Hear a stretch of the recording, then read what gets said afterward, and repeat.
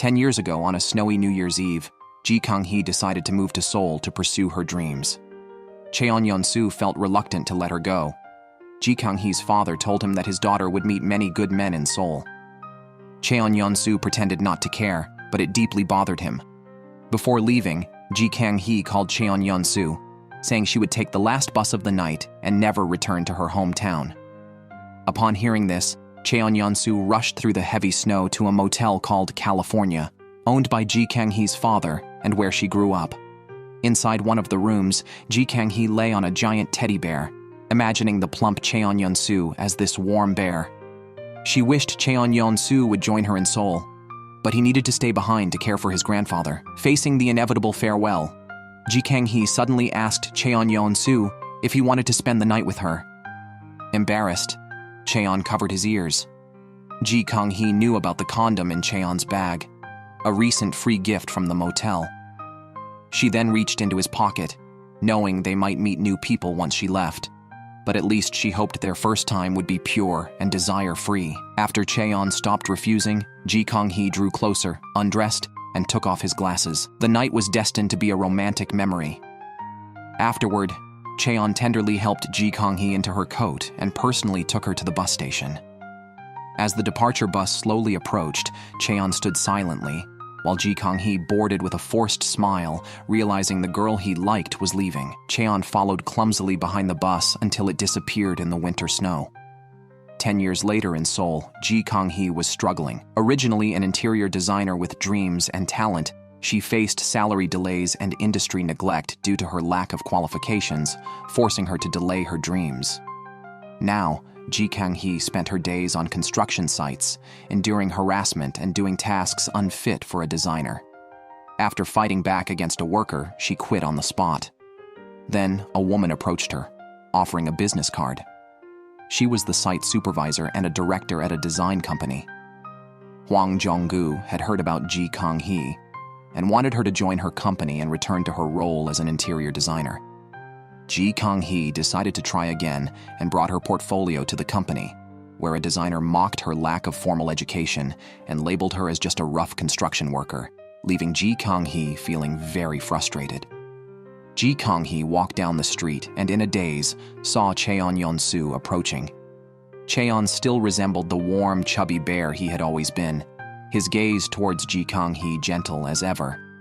However, Kang-hee, unable to let go of her pride, loudly spoke to the imaginary Yeon-soo, stating if she didn't succeed this time, she would return to her hometown. Over the past 10 years, the one thing Kang-hee couldn't forget was Yeon-soo. On the bus back home, Cheon's eyes were always on her, and she loved resting her head on his shoulder, the warmest place in the world for her. Inspired by the memory of Cheon, Kang-hee boldly approached the mocking designer, confidently wearing smoky makeup, and spoke up. She believed that Hwang Jong-gu, despite knowing she was just a construction worker, had hired her as a designer, which proved her worth. Kang-hee confidently introduced herself to Hwang Jong-gu, who admired her bravery. After reviewing her portfolio, Hwang again expressed his appreciation and took Kang-hee to meet the department head. The head, a conventional thinker, looked down on Kang-hee's vocational education and had already chosen a highly educated, experienced designer from a big company. Hwang argued for Kang-hee and convinced the head to give her a short-term internship on a villa project. Grateful, Kang-hee was determined to make the most of this hard-earned opportunity. She followed the head to the villa, planning the design. The head had no original ideas, intending only to use the finest materials to satisfy the wealthy. Kang-hee, however, took the project seriously, exploring the villa and listening to the owner's preferences to design a space that met the client's true needs. The client was very pleased. Despite her efforts, the incompetent head dismissed her proposal, claiming she did not understand the wealthy. Consequently, Kang-hee was removed from the project. In contrast, Hwang greatly appreciated Kang-hee's design and clashed with the head over it. Hearing the head belittle Hwang, Kang-hee removed her work badge, mocked the head for merely copying others' work, accused him of stealing team members' designs, and being utterly unprincipled. After venting her anger, Kang-hee resigned. Now unsure of her future, she again saw the imaginary Yeon-soo, as warm as ever, but coldly passed by him, unable to face him after leaving everything for Seoul, only to end up in a mess. Cheon, always missing Kang-hee, had successfully slimmed down and become handsome, working as a veterinarian back home. Every week, he visited Seoul, hoping to encounter the person he never stopped thinking about. It has been 10 years since Kang-hee last visited her hometown or contacted Cheon Yeon-soo. Cheon never stopped searching for her. One day at a coffee shop, he spotted a familiar figure, Kang-hee, the one he couldn't forget. After Kang-hee left the coffee shop, Cheon followed, but she had already disappeared. That night, as he looked at the sad, snowy scene, the dream-chasing Kang-hee reminisced about the past. As children, little Kang-hee told little Cheon Yeon-soo that eating 10 snowflakes would lead to marrying one's first love. Taking it seriously, Cheon ate the snowflakes, dreaming of marrying Kang-hee, his life's greatest dream. 10 years later, Cheon still ate the falling snow, still hoping to marry the person from his memories. Soon after, Cheon Yeon-soo's grandfather passed away. At the funeral, friends debated whether Kang-hee should attend. Some thought she should, while others preferred she didn't, to spare Cheon any emotional turmoil. Amidst the crowd's stir, it was announced that Kang-hee had returned. After 10 years, a reality-beaten Kang-hee had come back to her hometown. In the corridor, Cheon approached and embraced his long-missed first love. Kang-hee barely recognized the now slimmed-down Cheon, her look one of surprise and complexity. After saying goodbye to Cheon's grandfather, Kang-hee hurriedly left the funeral without catching up with Cheon or greeting old friends. To Kang-hee, her hometown represented a place she resented. Elders discussed her parents and her mixed heritage, topics she had heard too often growing up. Cheon followed her outside, pleading for her to stay for a meal. Kang-hee responded coldly, and Cheon, raising his voice unintentionally, felt sad that Kang-hee had not recognized him. After confronting her, Cheon immediately regretted it, fearing she might leave for Seoul in anger. Fortunately, Kang-hee returned to the funeral and met an old friend. However, before they could chat, Kang-hee overheard a local, Kim Haeon-yeol, mocking her and her friends as failures from a motel family. Kang-hee, who had always defended her friends, now confronted Kim directly, revisiting past incidents including a childhood story about Kim being struck by lightning. Kim, trying to appear calm, asked about Kang-hee's job and income. Kang-hee lied, handing out fake business cards and claiming to work for a top company. Kim remarked that life in Seoul wasn't impressive, as it looked glamorous but was actually miserable. Kang-hee retorted that at least she was better than someone who impregnated a bar girl and dropped out of school, living off his parents. Angered, Kim threw water in her face. Kang-hee responded by dumping sauce noodles on Kim's head and left the funeral in disarray. Cheon Yeon-soo's mother blamed Kang-hee for her impulsiveness and immaturity. However, Cheon defended the girl he liked, blaming Kim Haeon-yeol instead. As snowflakes began to fall at night and Kang-hee looked at her family's motel, she was lost in memories. On the day she left for a foreign place, she looked back at the motel, afraid of staying in her hometown and fearing her life would become as gloomy as the motel. At that time, Cheon Yeon-soo comforted her, promising to be there for her. For Kang-hee, despite the darkness of her hometown, Cheon Yeon-soo was the only light in her life. Because of the unpleasant incident, Kang-hee did not stay longer. She left without saying goodbye and hurried back to Seoul that night. Hearing of Kang-hee's return, Cheon Yeon-soo looked sorrowful and sad. In Seoul, Kang-hee lived in a cramped, dark room at an examination institute, filled with her life's belongings over the past 10 years. The next morning, Kang-hee woke up to a call from the villa owner, Seok-kyung, who was pleased with her design and wanted to meet. Kang-hee remembered that she had been drinking a few days earlier and had laughed and cried in front of Seok-kyung, complaining that the design required by the head was just a copy.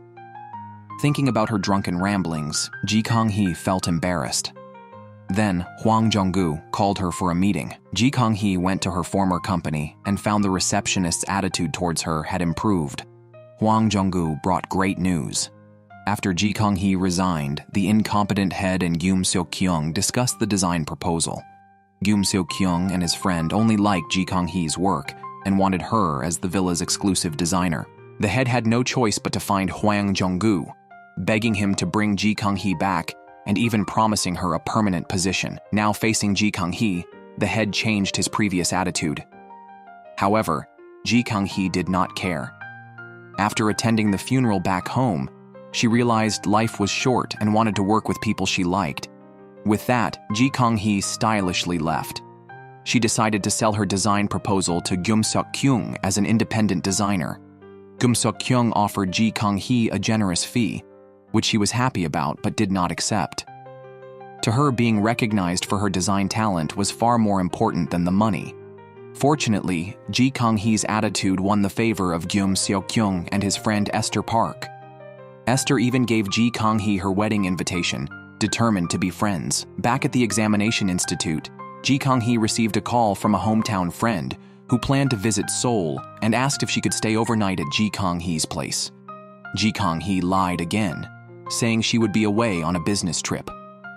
Her friend did not expose her on the spot, but already knew Ji Kang-hee was hiding something. It turned out her friend had called the company on Ji Kang-hee's business card, but they said no such person worked there. Cheon Yeon-soo believed that Ji Kang-hee must have her reasons. Soon, Ji Kang-hee attended Esther Park's wedding. Seeing the bride in her wedding dress, Ji Kang-hee imagined herself walking down the aisle with Cheon Yeon-soo as her groom. Snapping out of her daydream, she focused on her design sketches. Gyum Seok-kyung came over to chat and invited her to the evening's wedding party. Ji Kang-hee then remembered it was her birthday. Her friend remembered the date and called to wish her well. Hesitantly, Ji Kang-hee asked about Cheon Yeon-soo's life over the years. Her friend suggested she ask him directly and mentioned that Cheon had a date that night, which made Ji Kang-hee feel dejected. She then called Cheon Yeon-soo, who was thrilled to hear from her. Unfortunately, a girl he had just met appeared, and Ji Kang-hee hurriedly ended the call upon hearing another woman's voice. The woman, Yoon Nan-woo, was an acquaintance from university. After hanging up, Ji Kang-hee's father contacted her, wanting to meet at the motel to celebrate her birthday. Ji Kang-hee, feeling troubled, refused to see her father. Meanwhile, Gyum Seok-kyung approached her again, and Ji Kang-hee asked him to pretend to be her boyfriend. He agreed, and arm in arm, they went to the motel. Expecting her father, Ji Kang-hee was surprised to find Cheon Yeon-soo instead. Clearly, her father intended to set them up. Seeing Ji Kang-hee with another man, Cheon looked heartbroken but recognized Gyum Seok-kyung. 10 years ago, after Ji Kang-hee left her hometown, Cheon had searched for her every week in Seoul, from examination institutes to convenience stores. His search never stopped. Eventually, Cheon found Ji Kang-hee at a convenience store where she was arguing with her boss over unpaid wages. That day, it was Gyum Seok-kyung who intervened and defended Ji Kang-hee against her deceitful boss. That night, Ji Kang-hee noticed Cheon, but, driven by pride, did not want him to see her struggles. She harshly told him not to look for her again. Now, seeing Gyum Seok-kyung and remembering that day, Cheon's expression was forlorn. Seizing the moment, Gyum Seok-kyung held Ji Kang-hee close, promising to take responsibility for her in the future.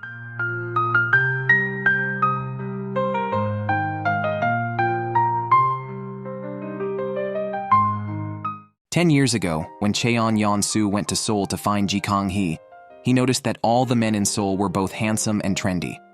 Worried that his chubby self would embarrass Ji Kang-hee, Cheon Yeon-soo resolved to lose weight. He planned to search for Ji Kang-hee once he became slim and attractive. Cheon Yeon-soo put away juices and snacks and stuck to daily high-intensity exercise. Motivated by his strong love, he successfully slimmed down. However, now Cheon Yeon-soo felt a deep sense of loss upon seeing Ji Kang-hee and Gyum Seok-kyung being affectionate. Noticing Cheon Yeon-soo's expression, Ji Kang-hee quickly left with Gyum Seok-kyung, who seemed genuinely interested in Ji Kang-hee, and handed over his business card. He was the heir to a restaurant and wanted Ji Kang-hee to do some design work for him. Ji Kang-hee did not agree, but instead visited the inn a second time in a snowstorm. Cheon Yeon-soo hadn't left yet. Ji Kang-hee, like in the past, unhesitatingly embraced Cheon Yeon-soo. Cheon Yeon-soo made Ji Kang-hee hot tea, ready to reunite with him. Ji Kang-hee, avoiding eye contact, noticed the juice Cheon Yeon-soo had placed on the table, a gift from Ji Kang-hee when leaving his hometown 10 years ago, preserved all these years. Ji Kang-hee did not dwell on the past and instead asked if Cheon Yeon-soo had a Christmas gift for him. Cheon Yeon-soo presented a necklace, speaking gently. Ji Kang-hee was touched again, blushing as he put on the necklace alone in front of a mirror. Cheon Yeon-soo approached, expressing his longing for Ji Kang-hee every day for 10 years and asking if Ji Kang-hee missed him too. Before Ji Kang-hee could respond, Cheon Yeon-soo took her hand, looking at her lovingly, about to kiss her when his phone rang. It was his mother. During the call, Ji Kang-hee recalled painful memories of being mocked in her hometown. Thinking of this, Ji Kang-hee's expression cooled. She took off the necklace, returned it to Cheon Yeon-soo, and expressed her disdain for her family's motel and hometown. She didn't want to be entangled with her past because of Cheon Yeon-soo and declared their relationship over. Although she cared for Cheon Yeon-soo, she felt she couldn't be responsible for his life, past or present, and didn't want him to wait in vain. Watching the snowy scene filled with memories, Cheon Yeon-soo sighed deeply, heartbroken. Soon, a new year began, with people hopeful for the future, counting down. Except Ji Kang-hee, who was alone in a small room, looking sad and eating dry bread. Fortunately, Hwang Jung-gu gave Ji Kang-hee a turning point by resigning from his job to start his own company and hoping Ji Kang-hee would join him. Ji Kang-hee was invited to Hwang Jung-gu's company, but was surprised when Hwang Jung-gu mentioned his plan to design motels. Upon hearing motel, Ji Kang-hee immediately stood up to leave. She was willing to design anything except motels. Ji Kang-hee then proactively contacted Gyum Seok-kyung, whom she had previously rejected, hoping for a job opportunity. Gyum Seok-kyung, the hotel heir, shared Hwang Jung-gu's idea of redesigning motels. This alarmed Ji Kang-hee, who had grown up in a motel, enduring disdain and ridicule. People from her hometown thought she was as disgraceful as those who secretly met in motels. Firm in her stance, Ji Kang-hee refused to join the project. That evening, Gyum Seok-kyung transferred 50 million won to Ji Kang-hee. At her door, Ji Kang-hee found Gyum Seok-kyung's friend, Esther Park, waiting outside. Esther did not persuade her to take the job, but listened to Ji Kang-hee's goals and dreams about owning her own company. Esther advised Ji Kang-hee that achieving her dreams required choosing the right partners. She mentioned Hwang Jung-gu's good reputation in the industry and Gyum Seok-kyung's sufficient investment funds. Esther, believing in her own trustworthiness, hoped Ji Kang-hee would join the company to fulfill her dreams. Moved by Esther's words, Ji Kang-hee changed her mind and joined the newly established design company, holding a minor share. After joining, Ji Kang-hee quickly engaged in work, discussing furniture colors and room ambiance with the team. Her journey towards her dream had a new beginning. During a site visit to a motel with Gyum Seok-kyung, Ji Kang-hee and he encountered a kissing couple in the elevator. The man was Kim Hyun-yeol, a former classmate who had mocked Ji Kang-hee in her hometown. As Ji Kang-hee predicted, Kim later spread rumors that Ji Kang-hee was visiting motels with men during the day, typical of a motel owner's daughter. He even warned Cheon Yeon-soo to see Ji Kang-hee's true nature.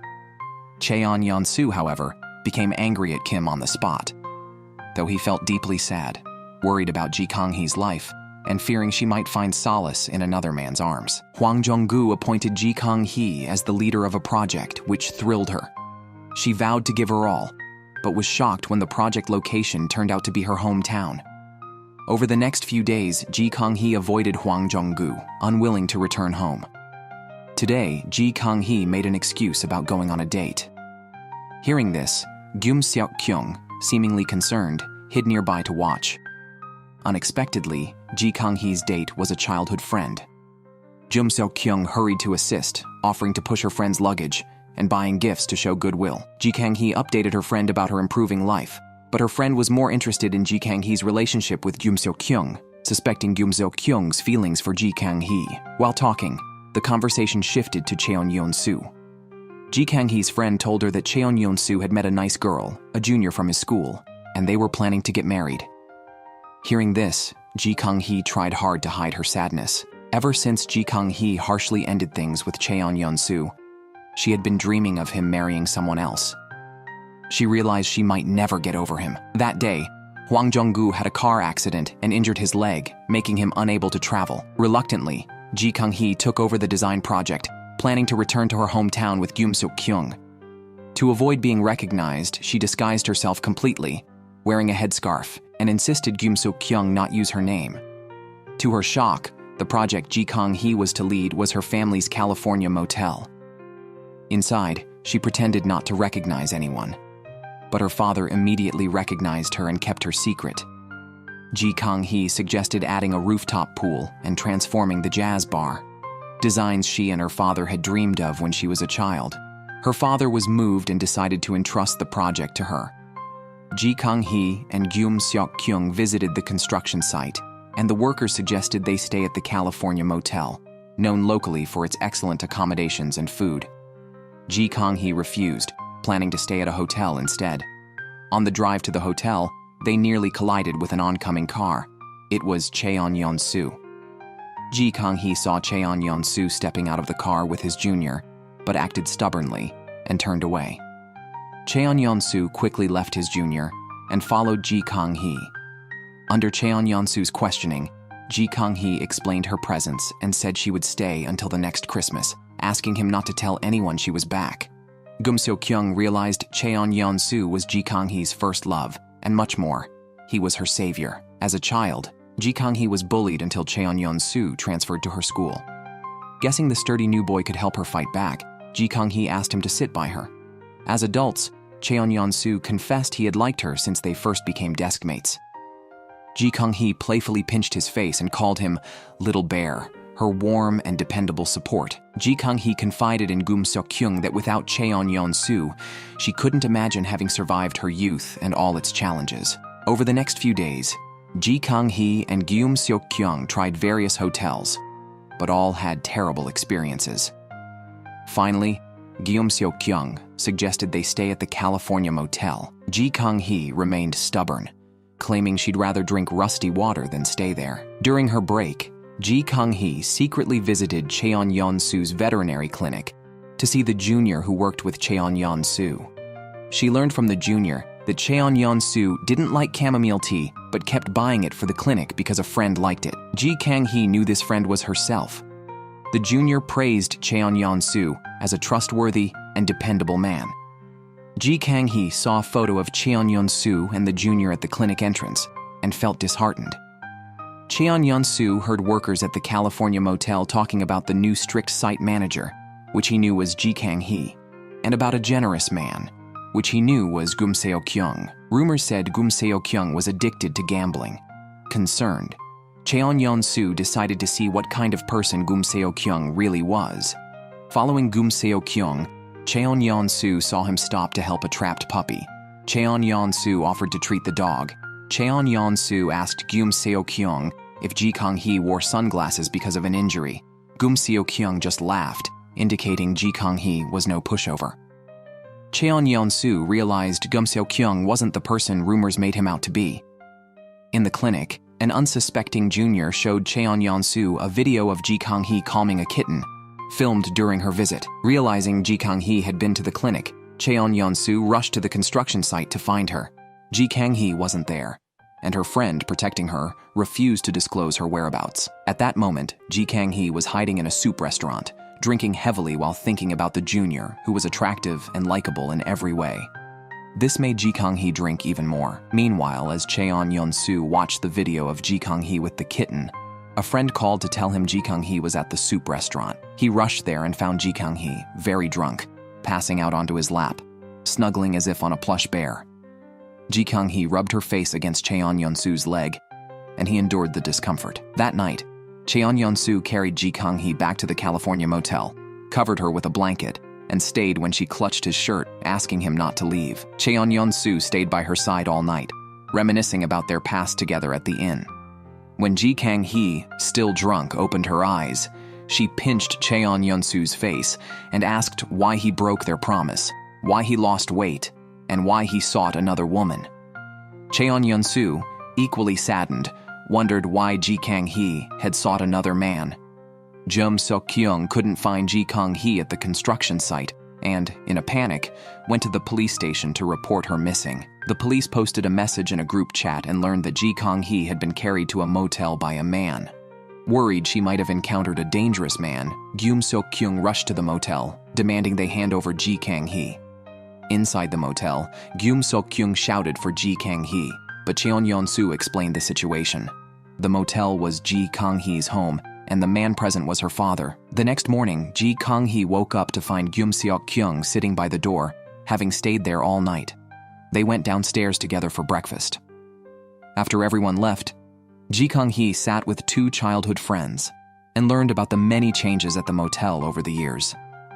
Seok-kyung realized why Kang-hee had changed her mind about coming here, thinking she wanted to see Cheon-yeon-soo's girlfriend.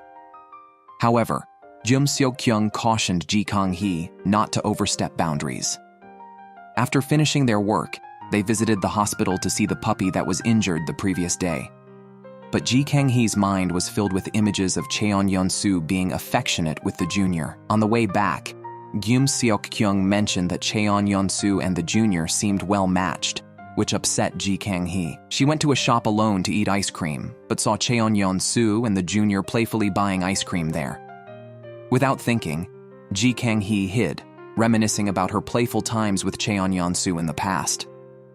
Feeling the stark contrast between then and now, Kang-hee quietly left the ice cream shop, sat alone, crying, and angrily scolded Cheon-yeon-soo. At that moment, Cheon-yeon-soo approached. Kang-hee, tears in her eyes, looked up at him.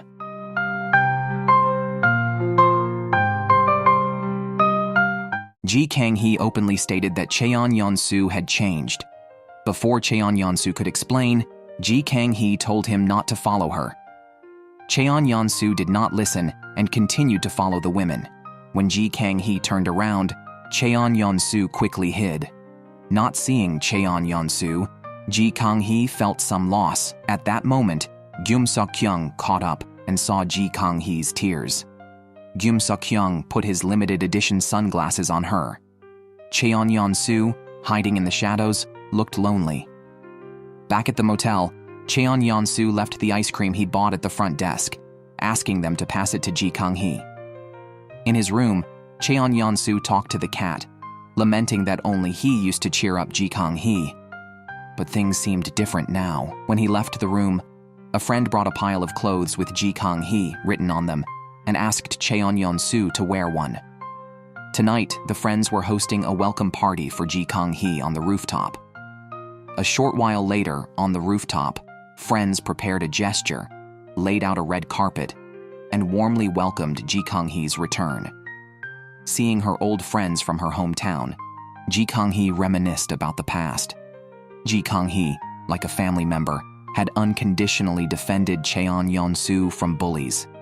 Cheon-yeon-soo had always taken on tasks arranged by Kang-hee with courage. When his red bean bread fell to the ground, Kang-hee and friends shared their bread with him.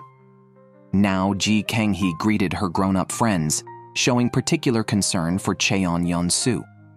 Cheon-yeon-soo seemed satisfied with his life, believing that inheriting his grandfather's veterinary clinic in the countryside was meaningful. Friends also asked about Kang-hee, curious about her life in Seoul. Kang-hee hesitated and hurriedly excused herself without answering.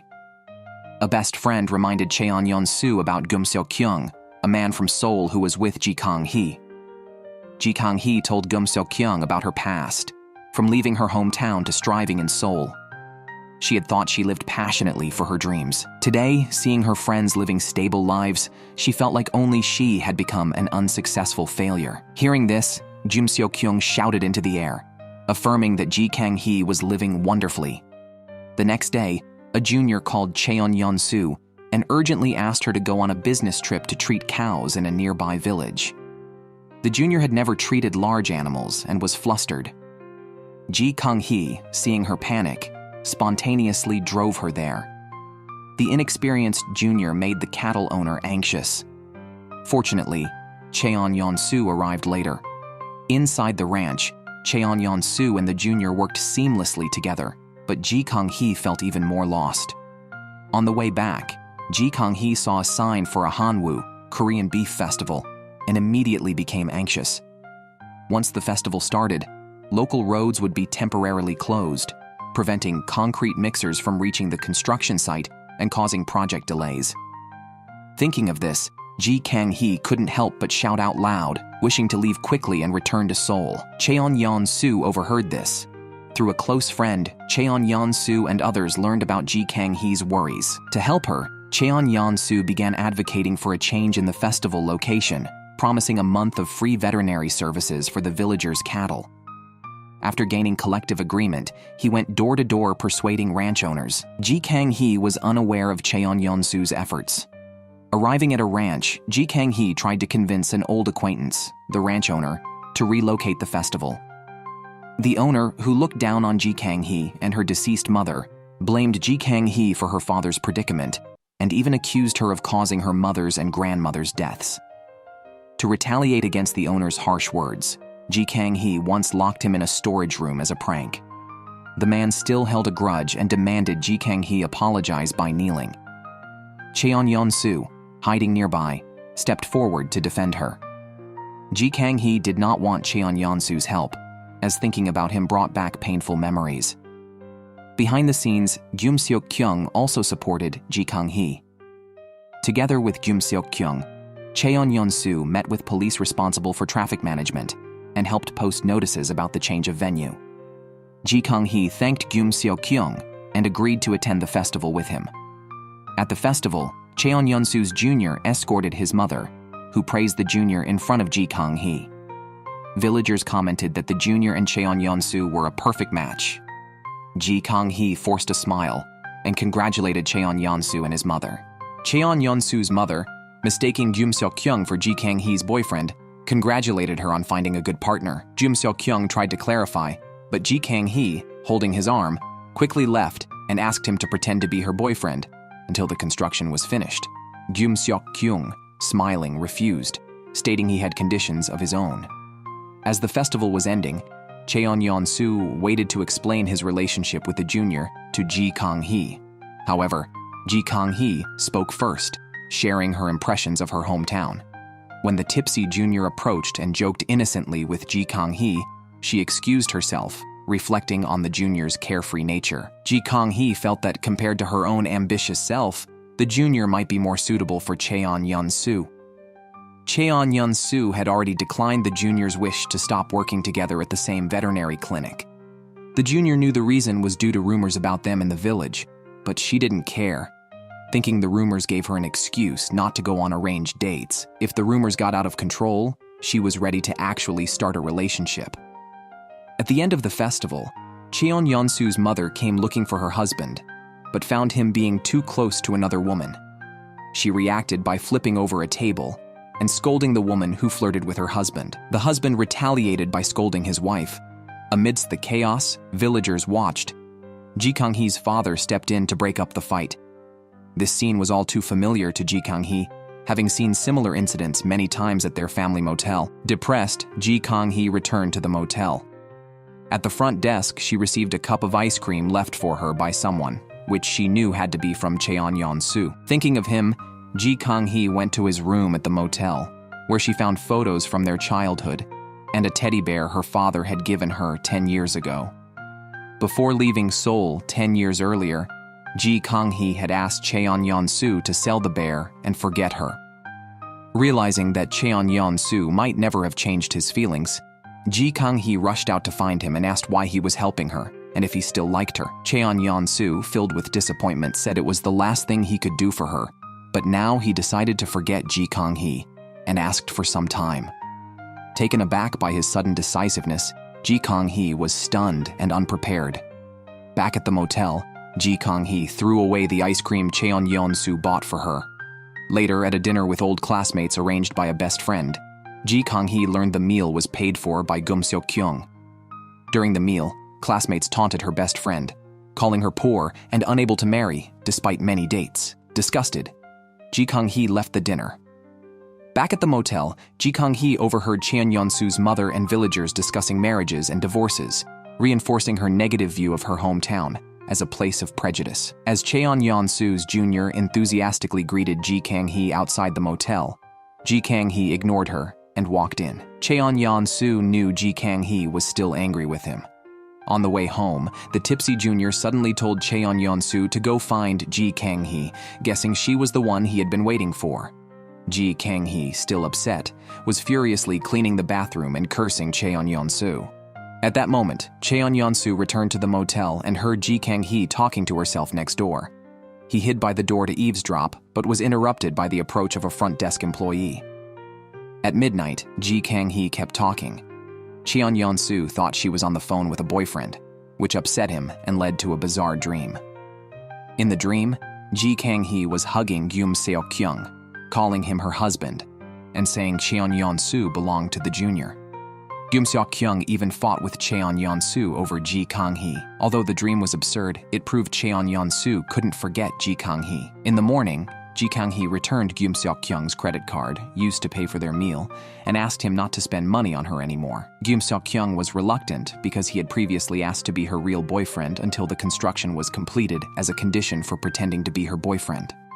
Now, he wanted to date Ji Kang-hee as her boyfriend, but she left without responding. In her motel room, Ji Kang-hee found a note from Cheon-yeon-soo's grandfather, which was dear to her as he was also family. The note was filled with his affection and blessings for her, which she locked away after reading. Later, she visited the veterinary clinic to see Cheon-yeon-soo and the junior, curious about the junior's parents and whether she grew up in a loving environment. Cheon-yeon-soo confirmed this, understanding Ji Kang-hee's implications and agreeing to free up his evening to visit his grandfather's grave with her. At sunset by the grave, Cheon-yeon-soo expressed his feelings, saying he could endure any pain except his emotions for Ji Kang-hee. After paying respects, Ji Kang-hee handed Cheon-yeon-soo a box of matching rings that belonged to her grandfather, who had entrusted them to her to pass on to Cheon-yeon-soo's future girlfriend, hoping she would be kind-hearted and raised in a loving family. Ji Kang-hee confessed that the construction project was just an excuse. Her real purpose was to meet Cheon-yeon-soo's girlfriend to see if she met the grandfather's criteria. After meeting the junior, Ji Kang-hee believed the gentle and lovely junior might be more suitable for Cheon-yeon-soo than herself, a constant fighter. With sadness, Ji Kang-hee turned to leave, thinking their fate might end there. Cheon-yeon-soo, heartbroken by her words and recalling all her emotions, quickly followed and embraced her from behind, apologizing. He now understood her inner pain and struggle. This embrace brought them to sit side by the river. Ji Kang-hee shared that her grandfather's words were part of why she had pushed Cheon-yeon-soo away. In a sudden move, Cheon-yeon-soo threw the rings into the river. Ji Kang-hee panicked and rushed into the water to retrieve them, wanting to fulfill her grandfather's last wish. Cheon-yeon-soo, more anxious, followed to persuade her. Ji Kang-hee lost her balance and fell into his arms. In a moment, their eyes met, and then Ji Kang-hee playfully pushed Cheon-yeon-soo into the river, drenching them both. On the way back, Cheon-yeon-soo draped his coat over Ji Kang-hee and began to clear up the rumors about him and the junior. It turns out that all the rumors were just village gossip. Returning to the motel, Ji Kang-hee smiled to herself, recalling Cheon-yeon-soo's words about clearing up the rumors with the junior. Cheon-yeon-soo, meanwhile, looked at an old photo of himself with Ji Kang-hee, mimicking the smile he had in the picture. The next day, Ji Kang-hee was surprised to see Hwang Jong-gu in the village, asking to meet a man who turned out to be her own father. Hwang Jong-gu viewed her father as a gentle gentleman. Ji Kang-hee also learned from Hwang Jong-gu that he had helped buy the teddy bear her father gave her. Hearing this, Ji Kang-hee rushed back to the motel, intending to throw away the bear. In front of Cheon-yeon-soo, Ji Kang-hee recalled her many resentments towards her father. As a child, Ji Kang-hee had an unborn brother who was lost due to a miscarriage caused by her mother's stress, while her father was busy with another woman. From that day, Ji Kang-hee started calling her father by his name, grew to despise him, and viewed him as a philanderer. Ji Kang-hee also revealed to Cheon-yeon-soo that the woman with her father the night of the brother's death was Cheon-yeon-soo's mother. Ji Kang-hee couldn't forgive either her father or Cheon-yeon-soo's mother. As for Cheon-yeon-soo, Ji Kang-hee said they could only be together if he could let go of his mother. Cheon-yeon-soo remained silent and didn't answer. After leaving these words, Ji Kang-hee planned to return to Seoul. The sound of her footsteps echoed in the hallway, but Cheon Yeon-soo hesitated and never reached for the door handle. Eventually, Ji Kang-hee left, leaving behind a place full of memories and disdain. In Seoul, Ji Kang-hee felt a long-missed sense of freedom. Yet no matter what she did, she couldn't stop mentioning Cheon Yeon-soo's name. Cheon Yeon-soo was similarly affected, always looking sad when viewing photos with Ji Kang-hee. Jum Seok-kyung, still at the motel, intentionally took Ji Kang-hee's calls in front of Cheon Yeon-soo, pretending to be cheerful. Privately, Cheon Yeon-soo checked Gyum Seok-kyung's social media and zoomed in on photos of Ji Kang-hee, still very concerned about their relationship. Back in Seoul, Ji Kang-hee was distracted during meetings. Esther Park approached her to talk about Gyum Seok-kyung's solo adventures in the countryside. Despite the distance, Esther Park knew everything about Gyum Seok-kyung's encounters in the village. Ji Kang-hee found this amazing. Esther Park explained that she and Gyum Seok-kyung had been friends since childhood, and that, compared to the potentially fleeting nature of romance, friendships often last longer. Hearing this, Ji Kang-hee decisively returned to her hometown, went to the motel to see Cheon Yeon-soo, and decided that if she couldn't forget him, she might as well be friends with Cheon Yeon-soo. Ji Kang-hee took out a box of ice cream to share with Cheon Yeon-soo as friends. Soon after, Cheon Yeon-soo entered Ji Kang-hee's room and began eating the ice cream with her spoon. Ji Kang-hee complained that Cheon Yeon-soo was finishing it all, but Cheon Yeon-soo surprised her with a sudden kiss. He did not want to be just friends. After his passionate kiss, Ji Kang-hee did not resist. Ji Kang-hee's dad appeared outside with drinks, calling for his daughter. Ji Kang-hee hurriedly hid Cheon Yeon-soo and scrambled to tidy the messy bed. While her father spoke, Gyum Seok-kyung ran over. Ji Kang-hee quickly pulled Gyum Seok-kyung away. During their conversation, Ji Kang-hee was preoccupied with thoughts of her intimate moment with Cheon Yeon-soo, worried that he might be upset about having to hide. Later that night, Cheon Yeon-soo had left the room, and Ji Kang-hee felt sad, unsure about their relationship status. Cheon Yeon-soo, too, was thinking about Ji Kang-hee, reminiscing about their kiss. Shortly after, Ji Kang-hee called him to meet on the motel's rooftop. There, Cheon Yeon-soo asked if she was truly confident about being just friends. Ji Kang-hee, still defiant, said their relationship should end. Cheon Yeon-soo, heartbroken, impulsively agreed it should end. That night, both reminisced about their parting at the station 10 years ago when Ji Kang-hee had given Cheon Yeon-soo a drink with a small house drawn on it, and he had chased after her train. Now, after declaring an end to their relationship, Cheon Yeon-soo intentionally ignored Ji Kang-hee, turning away whenever he saw her.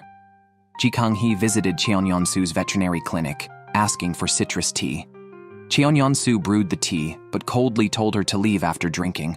Noticing Cheon Yeon-soo had left without his scarf, Ji Kang-hee hung it in his motel room. When she returned, she found that Cheon Yeon-soo had returned the scarf to her.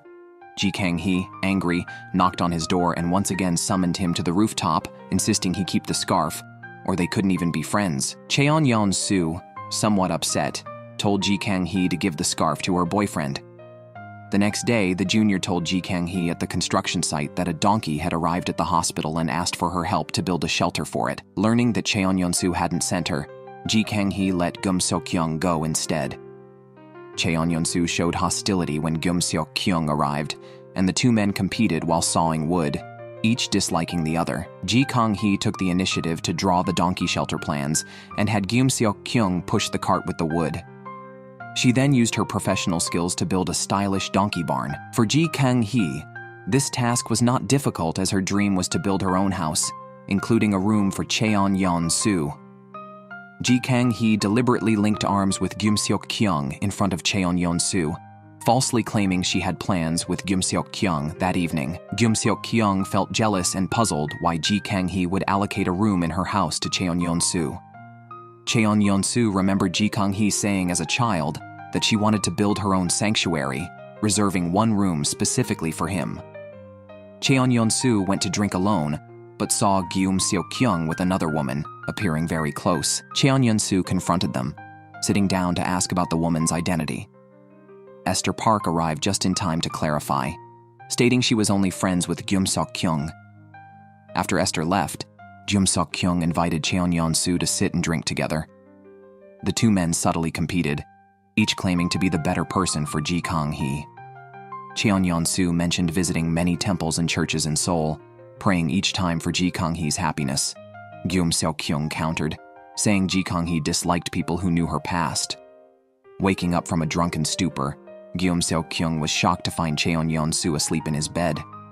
Cheon-yeon-soo quickly clarified that he hadn't done anything inappropriate. Seok-kyung reached out his hand, suggesting they become friends as Ji Kang-hee's friends. After a moment's hesitation, Cheon-yeon-soo shook hands with Seok-kyung, but internally marked him as a rival to be closely watched. Cheon-yeon-soo followed Seok-kyung to the construction site, wanting to speak with Ji Kang-hee. He ended up saying what Ji Kang-hee least wanted to hear, that they should just be friends. Afterward, Cheon-yeon-soo extended his hand to Ji Kang-hee, and Seok-kyung quickly intervened, ensuring their hands met. Ji Kang-hee looked sad. The junior received a basket of flowers with 2 concert tickets, gifts from Cheon-yeon-soo, worrying that Cheon-yeon-soo's gesture was just a spur-of-the-moment decision. However, the flowers and tickets were actually sent by Cheon-yeon-soo's mother, who insisted her son date the junior because she had found a new partner and was getting married. She hoped her son would marry before her. That evening, Ji Kang-hee saw the junior holding the flower basket dearly and learned the flowers were from Cheon-yeon-soo. Ji Kang-hee got angry, verbally blessing the junior, but then kicking a can harshly as she turned away.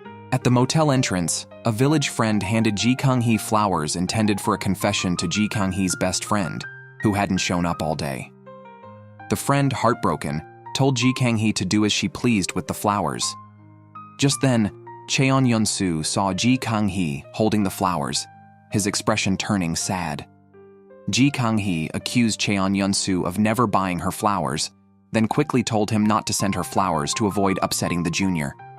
The next day, as the project paused, Ji Kang-hee decided to return to Seoul. Upon boarding the bus, she was surprised to find Cheon-yeon-soo also on the bus to Seoul, coincidentally in the seat next to hers. Cheon-yeon-soo explained he just had some business to handle in Seoul and asked Ji Kang-hee about her life there. Ji Kang-hee reminisced about her days living in the examination institute, describing Seoul as tasteless as stale bread. On the bus, Ji Kang-hee was sleepy, so Cheon-yeon-soo pulled her by the sleeve to let her rest on his shoulder. After getting off the bus, Ji Kang-hee took Cheon-yeon-soo on the Seoul subway, only to find that Cheon-yeon-soo was more familiar with the subway transfers than she was. After riding the subway, the two ate together as friends. Still as friends, Cheon-yeon-soo helped Ji Kang-hee pick out perilla leaves and debone her fish. Ji Kang-hee also picked a piece of fish and offered it to Cheon-yeon-soo.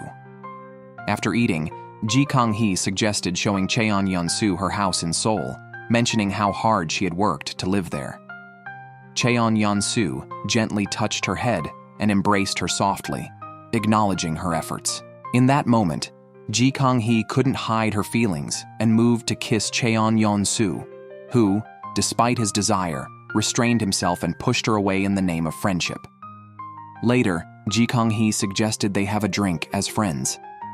At the convenience store, Ji Kang-hee noticed condoms on the shelf, which made her flustered. Cheon-yeon-soo called to ask if she had bought the necessary item for the evening.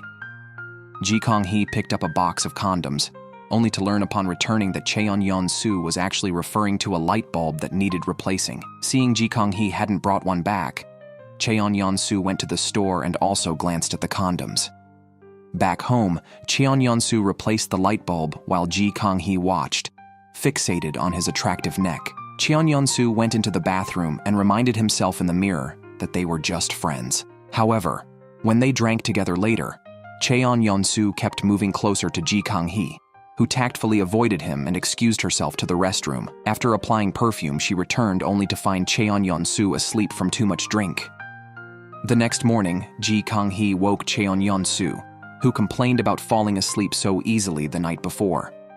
After leaving the house, they encountered Seok-kyung, who was jealous and puzzled why Cheon-yeon-soo was staying at Ji Kang-hee's house, even suspecting they had slept together. Cheon-yeon-soo teased him, but Ji Kang-hee quickly stepped in to explain. Seok-kyung was still bothered.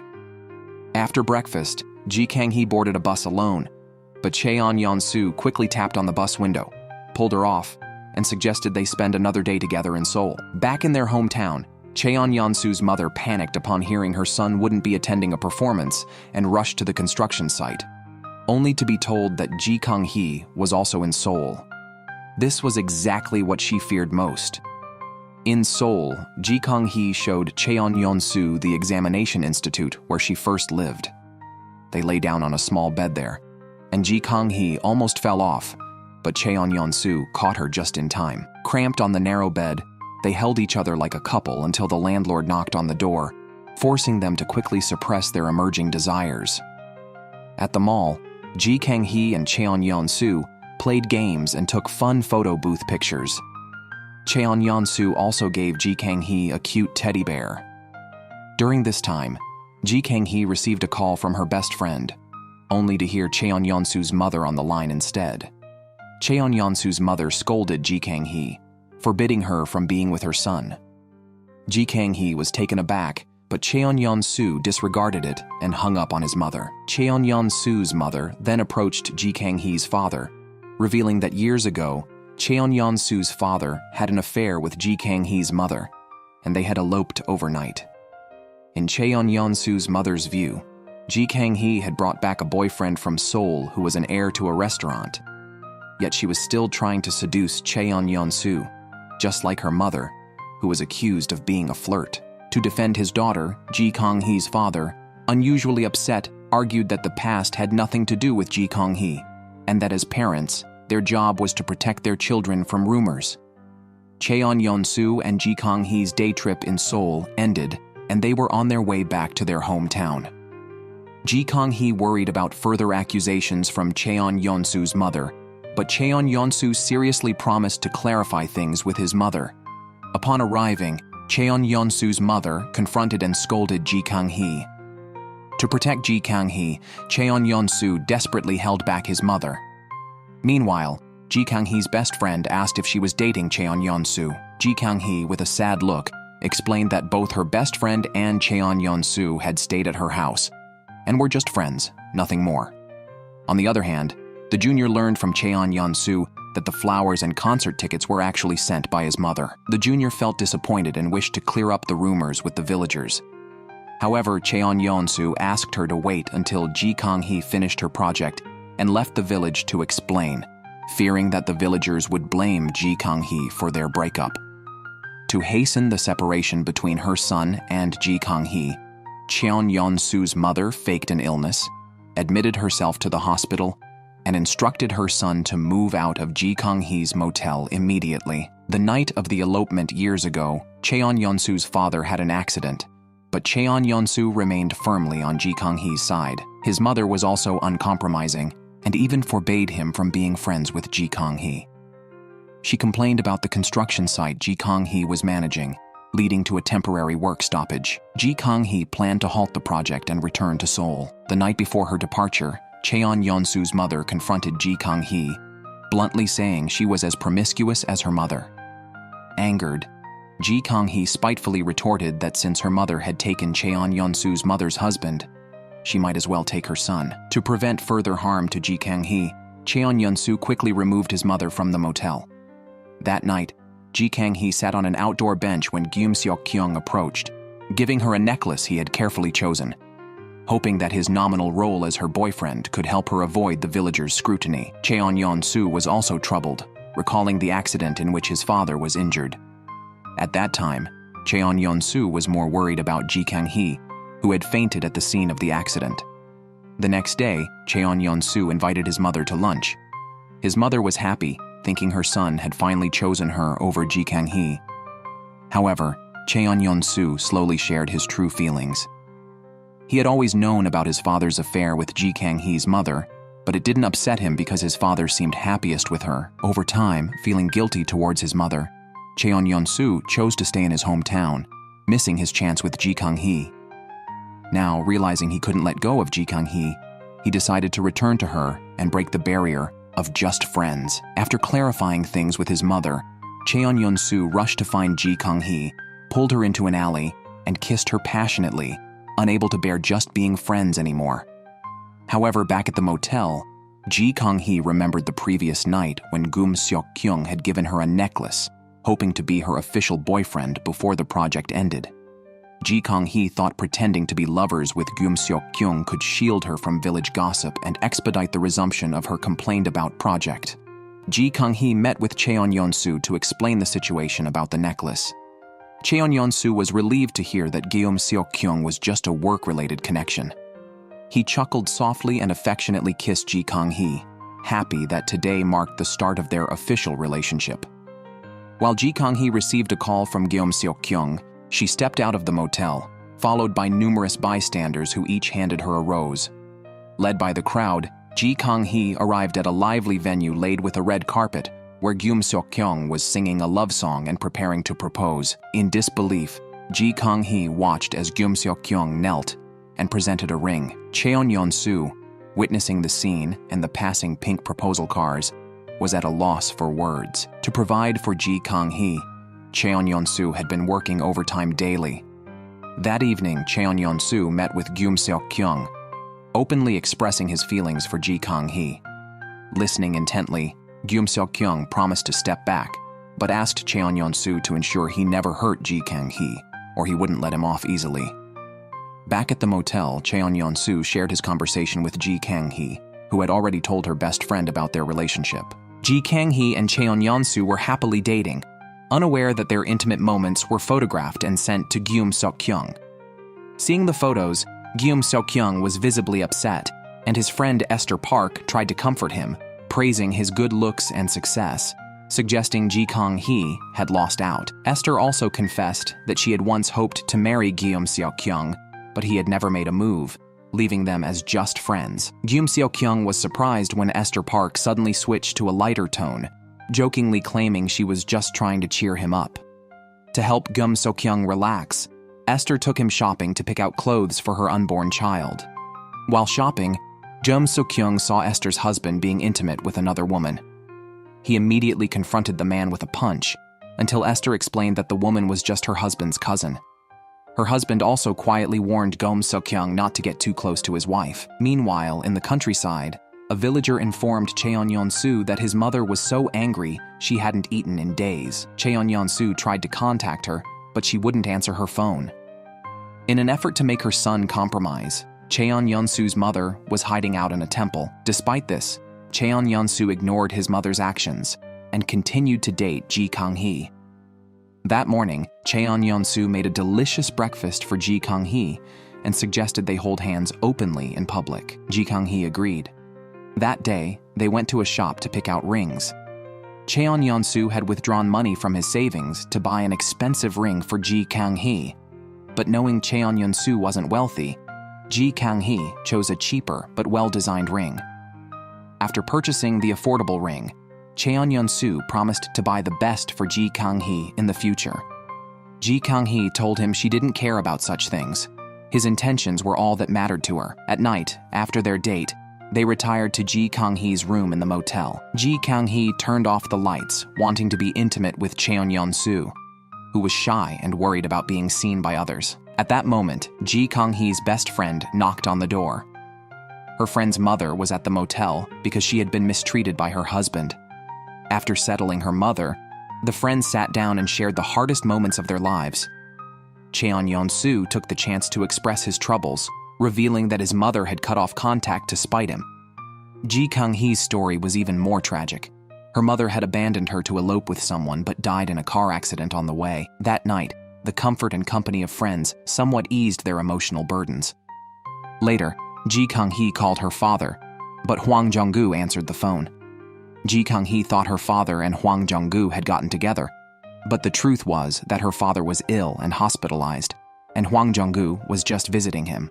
Watching a neighboring patient video chatting with his daughter, Ji Kang-hee's father forced a smile, not yet ready to tell his daughter about his illness. Cheon-yeon-soo's mother also brought home a man who appeared gentle and refined. When Cheon-yeon-soo asked about him, his mother, still angry, pretended not to recognize her son. Due to work, Ji Kang-hee needed to temporarily return to Seoul. Cheon-yeon-soo hugged her, not wanting to be apart from his girlfriend for even a moment. After advising her boyfriend to stay calm, Ji Kang-hee met with Guillaume Seok-kyung in Seoul and formally returned the necklace to him. Guillaume Seok-kyung appeared heartbroken and was cold towards Ji Kang-hee. Esther Park thought his behavior must be because he truly liked Ji Kang-hee. Because Guillaume Seok-kyung seemed depressed all day, Ji Kang-hee drove Esther Park home. At the parking lot, Esther saw her husband kissing his so-called cousin, which shocked her.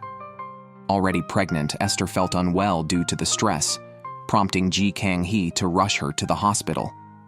In the countryside, to protect Cheon-Yeon-soo's mother, villagers suggested Kang-hee's father educate his daughter. They advised Kang-hee to accept Seok-kyung's marriage proposal instead of being with Cheon-Yeon-soo. Even Cheon-Yeon-soo's mother sought help from Kang-hee's father. To everyone's surprise, he agreed, not wanting his daughter blamed by villagers or mistreated by Cheon-Yeon-soo's mother. That evening, Cheon-Yeon-soo's father kept his promise and asked his daughter if she could break up with Cheon-Yeon-soo if he ended things with Hwang Jong-gu. Kang-hee was surprised, hearing opposition from her father for the first time. Despite her father's disapproval, Kang-hee decided to ignore it. Cheon-Yeon-soo resolved to follow Kang-hee and planned to go to Seoul. Before leaving, Kang-hee encountered Cheon-Yeon-soo's mother, who spitefully said that Kang-hee would meet the same fate as her mother. Disturbed by these words, Kang-hee was distracted on the ride back to Seoul and thought she saw a car accident, urging Cheon-Yeon-soo to stop. He couldn't react in time and crashed. Upon hearing the news, Cheon-Yeon-soo's mother and Kang-hee's father rushed to the hospital. Fortunately, Cheon-Yeon-soo and Kang-hee were not seriously injured. After Kang-hee woke up, her father took her back to the motel and stayed by her bedside all night. Kang-hee asked about the night of her mother's car accident, wanting to know why her father wasn't with her mother. Her father, guilt-ridden, said it was the most regrettable day of his life. That night, Kang-hee's mother had plans to leave Korea with her husband for their hometown in California. When her husband failed to show up, disappointed, she eloped with Cheon-Yeon-soo's father, leading to the tragic accident that night. Cheon-Yeon-soo and Kang-hee, hidden in the father's car, witnessed the accident scene and saw their parents fall in a pool of blood. However, Kang-hee didn't know that her father had missed their appointment because he had gone to collect a debt. He was tricked and lost the money, which was meant to help his wife achieve her dream. After a fight with the debtor, Kang-hee's father was detained, causing him to miss the meeting with his wife. Now, reflecting on the past, Kang-hee walked out of the motel and ran to the site of her mother's car accident. Memories of the tragic past, which she had deliberately hidden and lost, began to resurface. The next morning, upon hearing that Kang-hee had run out, Cheon-Yeon-soo urgently searched for her. Finding her, he embraced his deeply loved girlfriend tightly, fearing he might lose her one day. Back in Seoul, Kang-hee reproached Seok-kyung, whose work had several errors. Kang-hee realized Seok-kyung's mistakes were not because of the failed proposal, but due to Esther Park. Seok-kyung had investigated Esther's husband and discovered the so-called cousin was actually his live-in girlfriend. Seok-kyung was worried that Esther couldn't handle knowing about her fiancé's infidelity. Learning from Kang-hee that Esther already knew the truth, Seok-kyung was even more concerned. Back at her place, Kang-hee started cleaning her room and found a teddy bear under the sofa. As she reached to pick it up, the scene triggered her last sealed memory. In a haze, Kang-hee seemed to see her younger self. In that moment, she remembered all the painful past events. Years ago, on the night they were supposed to go to California, because her husband didn't show up, her mother took Kang-hee back to the motel to sleep. Worried her mother might leave alone, Kang-hee tied one end of a yarn ball to her mother's foot and the other to her own ankle. Waking up in the morning, the yarn was loose. After witnessing her mother and Cheon-Yeon-soo's father having an affair and fearing abandonment, Kang-hee stuffed the toy in Cheon-Yeon-soo's father's car's exhaust pipe, causing the accident. Unable to cope with everything, Kang-hee ran out that night and was later found by Cheon-Yeon-soo. Overwhelmed by the shock, Kang-hee lost consciousness and forgot her actions. Back at the hometown motel, Kang-hee saw her father playing the guitar, the melody sounding melancholic. Noticing his daughter's distress, her father approached with a sincere tone, expressing his regret. Kang-hee felt even more troubled, unsure whether to forgive her father or herself for her mother's car accident. Before returning to Seoul, Kang-hee met with Cheon-Yeon-soo's mother. Due to the car accident involving Kang-hee, Cheon-Yeon-soo's mother felt guilty. believing her curses had caused the accident. When they met, Cheon-Yeon-soo's mother intended to apologize, but Ji Kang-hee bowed first, apologizing for the worry she had caused during this time. Ji Kang-hee was sincere, showing none of her previous stubbornness. Before leaving her hometown, the last person Ji Kang-hee saw was Cheon-Yeon-soo. He spoke first, expressing his love for her. Ji Kang-hee, unable to stop her tears, confessed to Cheon-Yeon-soo that she had unintentionally caused the deaths of both her mother and his father by stuffing the toy into the car's exhaust pipe. Carrying this immense guilt, Ji Kang-hee felt she could no longer face her lover. Back in Seoul, Seok-kyung noticed Ji Kang-hee acting strangely. He followed her to a church where Ji Kang-hee confessed to killing her mother and Cheon-Yeon-soo's father. Overwhelmed with guilt, Ji Kang-hee decided to turn herself in. Seok-kyung strongly advised against it, noting that Ji Kang-hee was under 10 years old at the time of the car accident. He suggested that Ji Kang-hee should talk things over with Cheon-Yeon-soo, whether it leads to punishment or forgiveness, and not avoid him. Unbeknownst to her, Ji Kang-hee's father was diagnosed with cancer. Cheon-Yeon-soo was taking him back and forth to the hospital. The doctors said chemotherapy was the only viable treatment. Cheon-Yeon-soo arranged his hospital admission and met Ji Kang-hee's business partner, Hwang Jong-gu, there. Hwang was among the first to know of her father's condition, as he was also a cancer patient. 3 years earlier in the hospital, Cheon-Yeon-soo's father met Hwang Jong-gu, who had been undergoing chemotherapy while hiding his condition from everyone. As film club enthusiasts, they agreed to support each other as fellow patients. Recently, Ji Kang-hee's father revealed he no longer wished to undergo chemotherapy. He wanted to travel and enjoy his remaining days, with his main concern being Ji Kang-hee. He tearfully entrusted Cheon-Yeon-soo to keep his illness a secret, feeling he had never been a good father and not wanting Ji Kang-hee to worry. Ji Kang-hee was looking for Cheon-Yeon-soo and visited his animal hospital, but his junior knew nothing of his whereabouts. Rumor had it that Cheon-Yeon-soo was preparing for an interview, possibly to become a veterinary researcher in Seoul. Ji Kang-hee messaged him, hoping to talk. However, Cheon-Yeon-soo did not reply. Due to his absence, Ji Kang-hee was listless and demotivated at the construction site. News came that Cheon-Yeon-soo had returned. Ji Kang-hee rushed to his house to speak with him. Fearing he might reveal her father's condition, Cheon-Yeon-soo did not respond and deliberately avoided her. Hurt, Ji Kang-hee thought Cheon-Yeon-soo was still upset about their harsh breakup. To help, Seok-kyung secretly met with Cheon-Yeon-soo and falsely claimed that Ji Kang-hee was planning to study in the USA. Cheon-Yeon-soo stood up immediately. He wanted to prevent Ji Kang-hee from running away and letting guilt consume her. As Ji Kang-hee was leaving, Cheon-Yeon-soo walked in.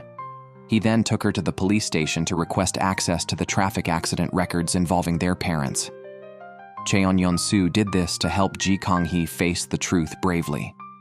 He believed that if her father's accident was indeed caused by Ji Kang-hee, she should care for and accompany herself instead of running away. Cheon-Yeon-soo held Ji Kang-hee's hand tightly. Ji Kang-hee cried and then smiled, finding comfort in his words. In the chilly night air, Cheon-Yeon-soo draped his coat over Ji Kang-hee. She found a hospital registration slip in the coat pocket and asked him about it. Cheon-Yeon-soo lied, claiming it belonged to a friend who was injured. Ji Kang-hee was reassured and warned Cheon-Yeon-soo against keeping secrets from her in the future, emphasizing that they should not push each other away regardless of any difficulties. In the countryside, a police officer handed Ji Kang-hee the accident report from that year. She discovered that the accident was caused by several cars skidding and colliding in the snow, unrelated to the teddy bear she had stuffed in the exhaust pipe. Confirming this truth, Ji Kang-hee felt relieved. Cheon-Yeon-soo silently hugged her, offering comfort without words. After the hug, Cheon-Yeon-soo took Ji Kang-hee to meet his mother, intending to officially introduce her as his girlfriend. However, Cheon-Yeon-soo's mother could not let go of the past or accept Ji Kang-hee. Apart from the affair between Ji Kang-hee's mother and her husband, what troubled Cheon-Yeon-soo's mother more was the teddy bear incident. The car belonged to her, and she believed Ji Kang-hee's act was revenge for speaking ill of her mother. Hearing this, Ji Kang-hee knelt before Cheon-Yeon-soo's mother, apologizing and begging for forgiveness. Cheon-yeon-soo, disregarding his mother's objections, helped Kang-hee up. Kang-hee had always been the most important person in his life, past and present. With Cheon-yeon-soo's unconditional support, Kang-hee's spirits improved. That night, back at the California Inn, Kang-hee went to her father's room. He pretended everything was fine, but Kang-hee noticed he had brought back a large bag of medicine from the hospital. When questioned, her father lied. Kang-hee asked Cheon-yeon-soo, who also lied to ease her mind.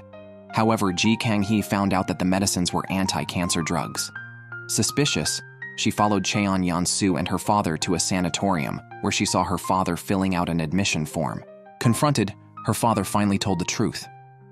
Heartbroken by the deception, Kang-hee reproached Cheon-yeon-soo for keeping secrets. Undeterred, Cheon-yeon-soo got into Kang-hee's car, more determined than ever to stay by her side. Upon learning of her father's cancer, Kang-hee returned to Seoul with Cheon-yeon-soo. She pretended to be strong, continued eating, but tears fell unconsciously. The food in front of her had all been sent by her father. Cheon-yeon-soo let Kang-hee cry until she was tired, then sat beside her. Kang-hee had always seen her father as someone who liked to show off, almost foolishly. Now that he was seriously ill, she realized how precious her seemingly foolish relative was. Cheon-yeon-soo comforted Kang-hee, but he couldn't help shedding tears himself, promising to always be by her side. Cheon-yeon-soo watched over Kang-hee as she fell asleep. Waking up midway, Kang-hee embraced Cheon-yeon-soo from behind and began talking about her father in a calmer tone. She started to regret the days she disliked him and wished she had spent more time with him.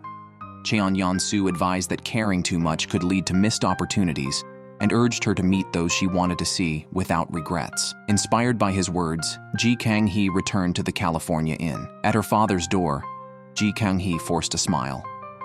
Her father saw through her concern and joked like a child. Despite her forced cheer, Kang-hee's eyes began to redden. She acknowledged her father and Hwang Jong-goo's relationship, valuing her father's wishes above all. Hwang Jong-goo met with Kang-hee, encouraging her to stay strong and believe that her father could overcome his illness. Kang-hee dried Cheon-yeon-soo's hair and he looked at her tenderly. Speaking of her father, she expressed her reluctance to send him to a sanatorium, especially as the California Inn would be too quiet without him. They planned to persuade her father to stay, but that evening they heard news that her father planned to sell the inn. An agent came to inspect the property, claiming a complete renovation was needed. Kang-hee, upset, drove the agent away. After the agent left, Kang-hee visited her father in the hospital. Seeing his frail condition, she couldn't bear the sight of her father truly ill for the first time. With Cheon-yeon-soo's support, Kang-hee managed to compose herself and re-enter the hospital room smiling. When asked why he wanted to sell the inn, her father explained that he feared it would become a burden of bad memories for her after he was gone. To allow her to move forward, he felt he must let go of the inn. However, Kang-hee suggested a different idea. She wanted to take over the inn and transform it into the sanatorium her father needed. Moved by his daughter's proposal, her father agreed. Kang-hee busied herself designing the sanatorium, and Cheon-yeon-soo quietly kept her company during her late nights. During this time, Kang-hee was also about to complete a rural hotel project and end her fake relationship with Seok-kyung, realizing that Seok-kyung had always loved Esther Park. A few days ago in Seoul, Seok-kyung kept setting up blind dates for Esther Park, hoping to find a man willing to help raise her unborn child. However, after several attempts, none met the requirements. Seok-kyung planned to continue searching, but Esther Park decided to stop the blind dates. Inspired by Seok-kyung's encouragement, she now felt confident to raise her child alone. Seok-kyung sincerely promised to support her. Even if they couldn't be lovers, they could still be friends. He also promised Kang-hee that he would help organize a grand opening for the hotel. When the hotel was completed, Kang-hee brought Cheon-yeon-soo to the site. She wanted him to be the first to see the carefully designed building. Cheon-yeon-soo praised Kang-hee's talent extensively. The next day, Seok-kyung fulfilled his promise and personally hosted the hotel's ribbon-cutting ceremony. The local community began to see Kang-hee in a new light, and even her old classmates who used to dislike her came to apologize. Kang-hee was touched. With the renovation of the hotel, she also began a new chapter in her life. Kang-hee and her friends celebrated her father's birthday. At the lively birthday party, Kang-hee hugged her father, hoping he could be as happy as he was that night in the future. It started to snow outside, and Kang-hee, mimicking what Cheon-yeon-soo used to do, ate snowflakes. It is said that eating 10 snowflakes will lead to marriage with one's first love. The couple, deeply in love, confessed their feelings in the snow, drawing a house around them and promising to always stay by each other's side.